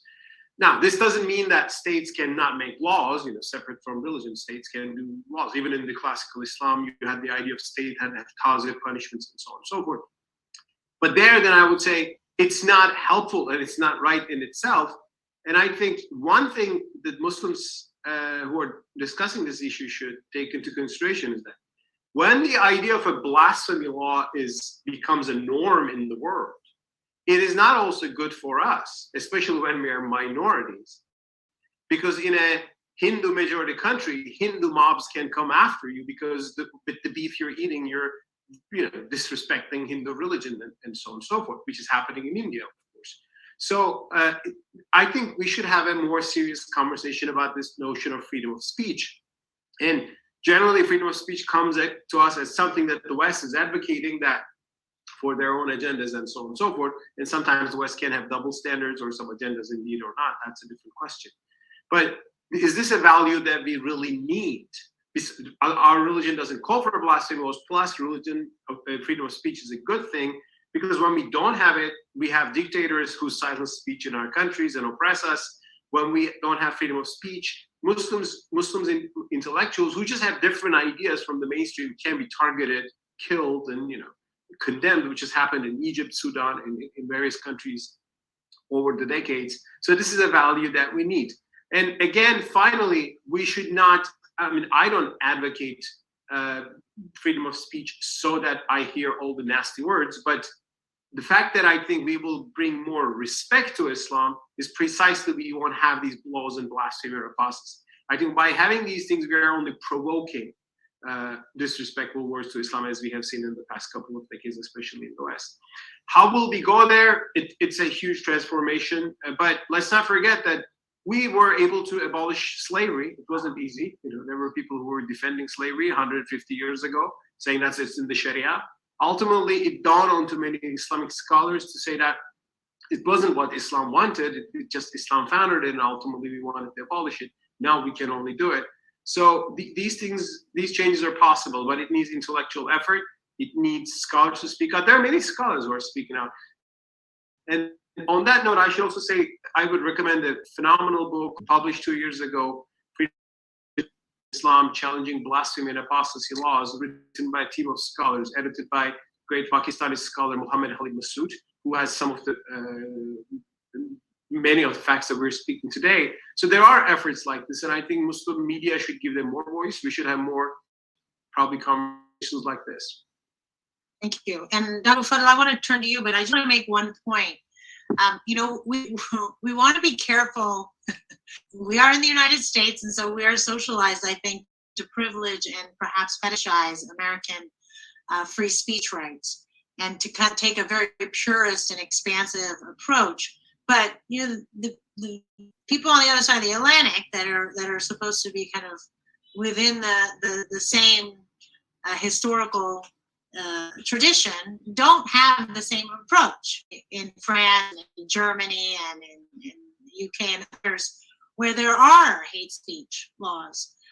And we've certainly paid a price for having a very expansive free speech environment where we've got polarization, we've got hate crimes, we've got minorities who are in fact living class lives because many people who are quite powerful and influential can say things that are very harmful and real impact on minorities, including Muslims.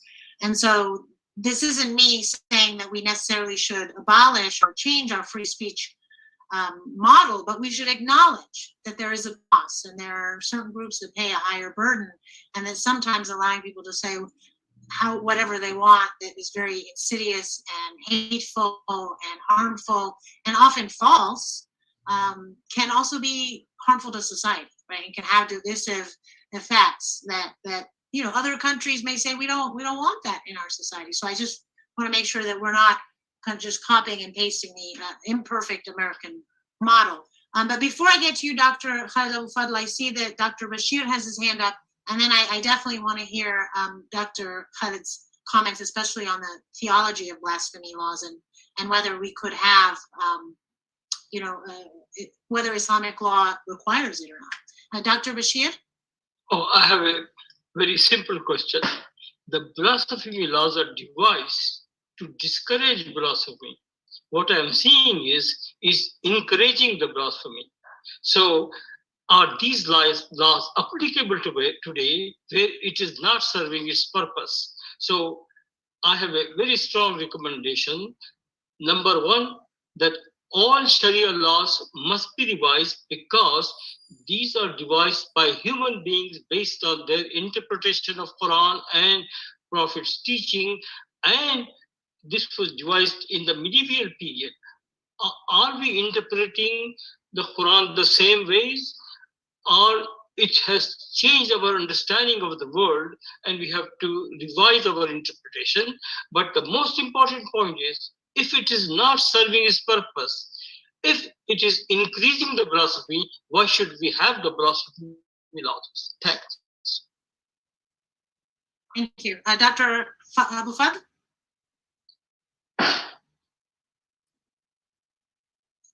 You're muted. Oh yeah, I'm pressing on the wrong button. Sorry. No, thank you, Sahar. Listen, okay, so there have been actually fairly good works challenging the legality of apostasy, punishment of apostasy, and punishment of blasphemy. I mean, in English, Muhammad Hisham Kami wrote a book, Freedom of Expression in Islam, and also I should flag Muhammad Khalid Masood's book. I think that's a book that was just mentioned as well. And have been people like Gamal al-Banna in Arabic, who's written about this extensively and again challenged the same. And I agree that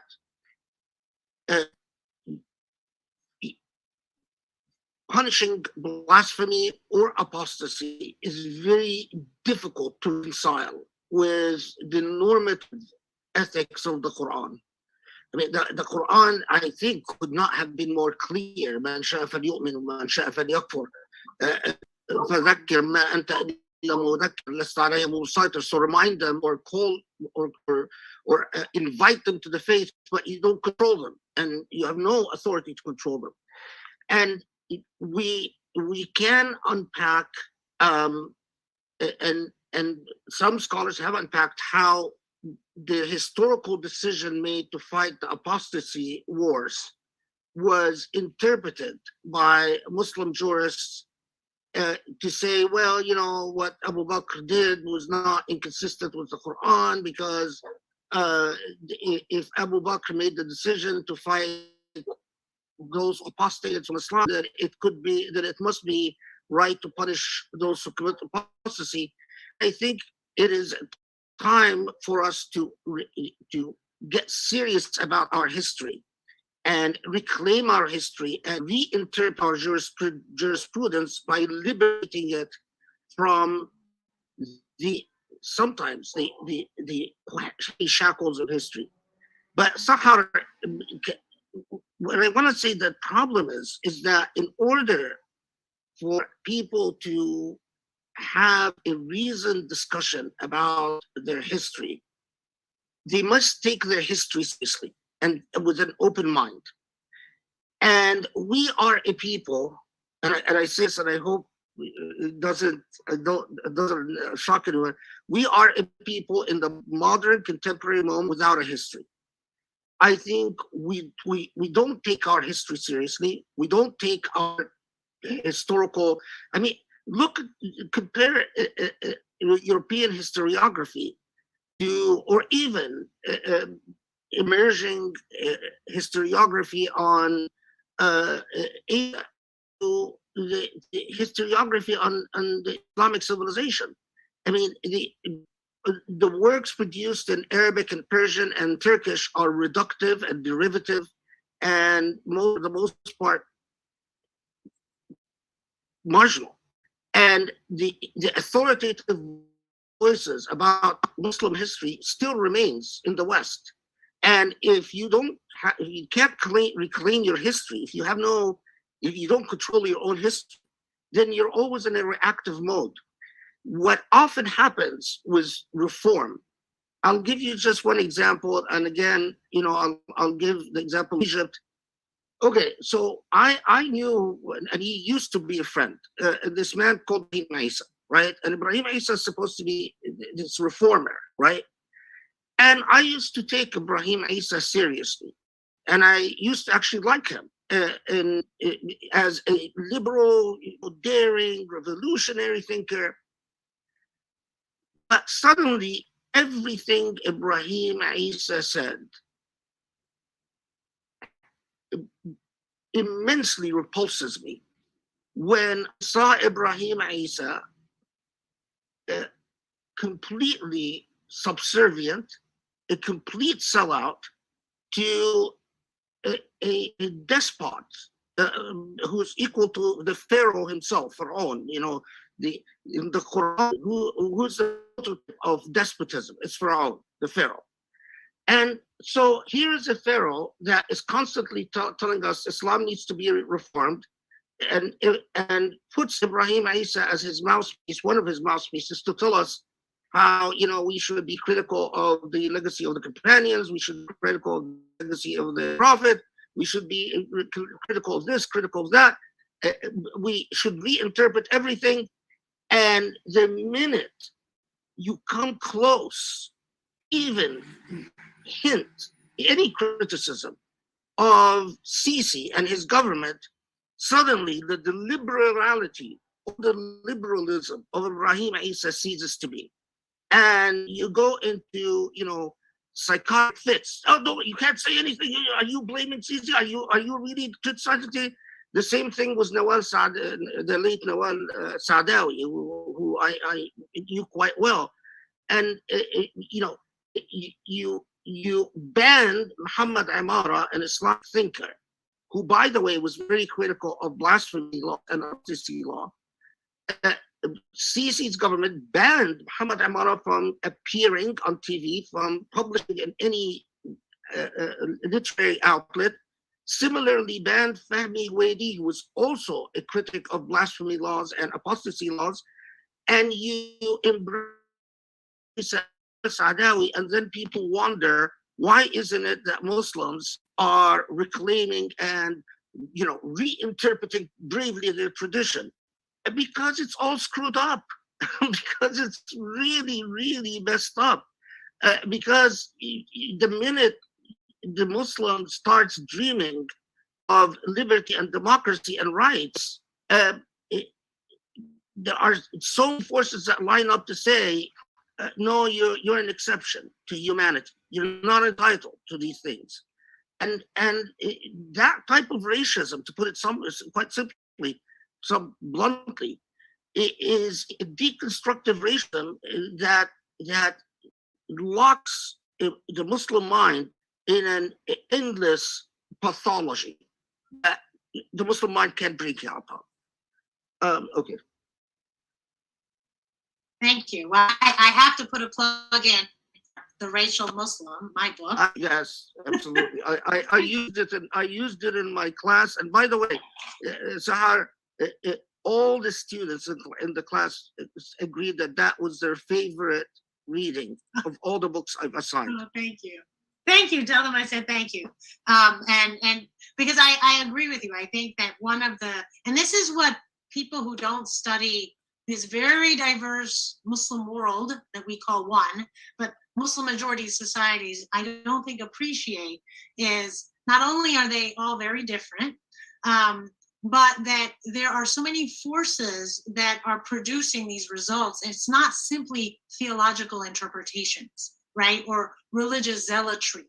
It's so complicated, like any nation, and that sometimes you will see this bad outcome, and you shouldn't assume it's just this direct causal line between religious zealotry or kind of medieval thinking and then vigilantism, whether it's against women or it's against religious minorities or it's against religious dissidents. Oftentimes there are so many different factors at play, and that's not to be apologist, because there certainly are religious zealots all over the world that are Muslim and that are Christian and that are Jewish and that are Hindu and that are different faiths. But it's just the way in which we, in the West anyway, we only direct all of that criticism at Islam, at our Muslim majority society. So we have about 5 minutes left. I'd like Professor Kuru and Mr. Aikyo to comment, because I see their hands up. And then I want to make sure that we give Dr. Bashir and Dr. Masmoudi an opportunity to say any closing remarks. So Mustafa, would you like to go first? Yeah, sure. I mean, Dr. Fadl made another good point that there are these authoritarian countries in the Gulf, sometimes whose leaders come up with reformists of Islam, said Islam should be reformed, and by that they mean allowing women to drive a car or something, which of course should happen. That's an important reform. But I would say, yes, Islam should be reformed, and the first thing we need, the Islamic understanding needs reform. But the number one reform we need is a teaching which says the ruler should be obeyed, even if he's a tyrant, which is explicitly said, unfortunately, in some of our classical texts, and of course upheld by these regimes. So, I mean, political authoritarianism cannot be justified by making some cosmetic reforms on here and there. So, and I think that's a very important point. One thing though on Sahar, you made a great point, and may I slightly disagree with all the respect. The difference between US and US standards and European ones. It's true, US standards of freedom of speech and religion is generally higher than European ones, as in particular France. And I have the full conviction that the US standards are better for everybody, including us. Just look at religious expression, look at the headscarf ban, hijab bans in France. Look at the bans they're creating now on separatism. I mean, an imam was just expelled in France because he's doing separatism, right? Whereas with First Amendment rights in the US, I think Muslims have more freedom to say what they say, even if it doesn't go well with the common sensibilities of society. Let's not forget that hate speech laws can be used against us as well. Someone can say, oh, there's some hate speech in the Quran. What? Unbelievers will go to hell. That's so disrespectful to atheists. And well, that's what the Quran says. That's what actually go against the Quran in that argument in this Islamic politician in Holland, for example. So in a medium of freedom, there are terrible things to hear, but I think medium of freedom is better for everybody. But of course, when it doesn't turn into a religion, into incitement and so on and so forth. So I just wanted to make that point, and that is, I think, the key issue when we're discussing these things, is this idea of free speech and freedom of religion fundamentally a good thing, everybody, and including us Muslims as well? And my answer is yes. Thank you. That's a fair contention. This is a hot topic of debate in legal circles, but there's no perfect system, right? Oh yeah, for sure. And so we just want to acknowledge that. I think the point was that we're very quick to point out the downsides to the European model, but I don't think that we acknowledge the downsides to our model, so that we at least decide intentionally and purposely, are we willing to pay that price, and who's paying those prices? And yes, inevitably, whenever you have rules, it's those who get to make those rules that will make them in a way that benefits them. I think that's just the human condition, unfortunately. Professor Kuru, you had a comment. Yes. Yes. One, and then we'll close out. Yes. So very quick, three things. First, I agree with Mustafa that there should be harm principle. As long as we do not harm each other, there should be freedom of speech. Second, books mentioned, very good. And a recent one, Mohsin Kadiwar, Blasphemy and Apostasy in Islam, from both Sunni and Shia, from Shia tradition, but also refers to Sunni. Last but not least, to clarify for the audience that we are not simply discussing apostasy as those who say, I was Muslim, leave Muslim, self-confess apostasy. No, because since the time of at least Ghazali's declaration of Ibn Sina and Farabi as apostates, Muslims who says, I am Muslim, still declare apostate for very simple things that in Turkish we say elfaz-ı küfür. When I was a child, they taught me that if, for example, the Prophet likes to eat eggplant, and if I say I don't like eggplant, I became a kafir. So this is a childish definition of apostasy, but the established norm in fiqh, if ulama has an ijma, like for example, beer is haram. If a Muslim reformist come up with the idea that no, beer can be halal, they can declare this an apostasy.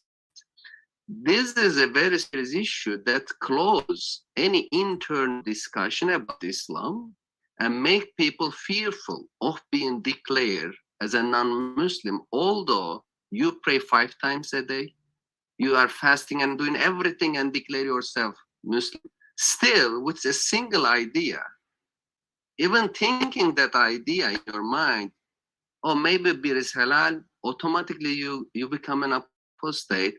That's a very dangerous view and close down any internal debate in Islam. Thank you. Thank you. Dr. Bashir? Yeah, just a very brief response.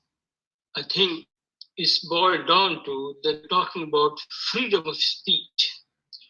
And it's becoming a very complex issue. Hundreds of articles have written, and I have read Professor Abul Fadl, scholarly writings, Shaykh Albani, I have read about it, Professor Kamali from Malaya, and several seminars have been held. I think it's time that we need to initiate a movement to seriously revise or abolish the blasphemy laws. In fact, the entire Sharia law has to be reviewed. There is no reason why we simply have to accept what is written in 7th to 11th century, and after that it is stopped.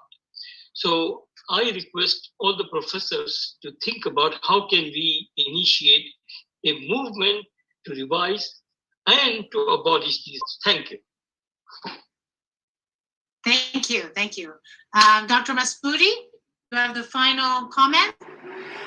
Well, my final comment is, again, thank you all much for very, very insightful discussion. Obviously, we need more of these debates. We need more of these discussions. It's a long-term project to change the situation in the Muslim world and to change the mindset, not only of the religious leaders and establishment, but also of the Muslims in general, the people in general in these countries. It leads me to one final question that I think is very important and very relevant is, who speaks for Islam? Authoritarian regimes, of course, they want to claim that they do, they speak for Islam. Or they create an institution like Al-Azhar University, and they try to say, okay, Al-Azhar University speaks for Islam.